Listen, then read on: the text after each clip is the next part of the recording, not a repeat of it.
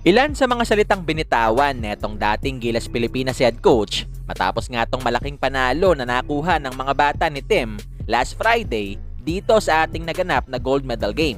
Yan ay matapos mang i-like ang video na ito, mag-subscribe sa ating channel at pakidamay na rin ang ating opisyal na Facebook page.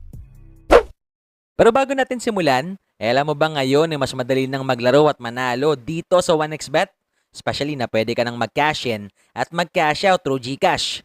Kaya naman i-click lamang etong link na nasa comment section ng ating video at gamitin ang promo code na BGS2 upang makasali.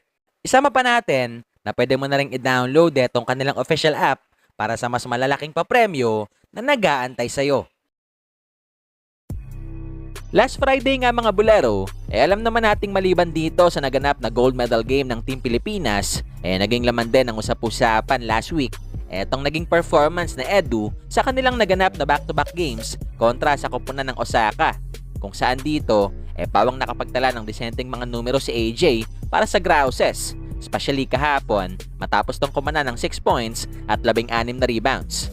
Pero maliban dyan, kahapon ay naging laman din ang usap-usapan etong maling paglapag ng mga bata ni Tim sa Pilipinas after ng kanilang successful run dito sa naganap na Asian Games.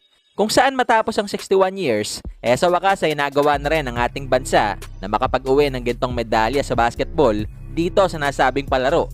Kung saan maliban nga sa mga papuring nakuha ni Coach Tim mula sa mga Pinoy matapos ang Asian Games, pati nga itong dating head coach ng Team Pilipinas na si Tab Baldwin, di rin nakapagpigil na magbigay ng mensahe dito kay Cone after ng gold medal game.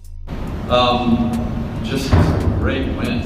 Just like, again, you go back to this, throw this damn thing out for that game. That game was all about toughness, defense.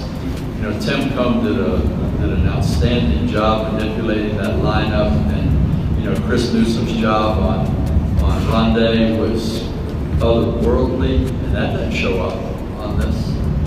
Anj Kawami getting the minutes that he got and controlling the paint against Ahmad Al-Wari, who I've known Wari since he was a 17-year-old kid when I was coaching Jordan. He's a hell of a basketball player, and he didn't like Anj being out there.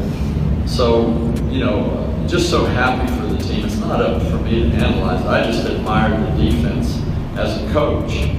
And I'm very, very happy for Tim and the staff and all the players, and obviously very happy for the Filipino public. I mean, this is a great day in basketball in this country, and it should be treasured.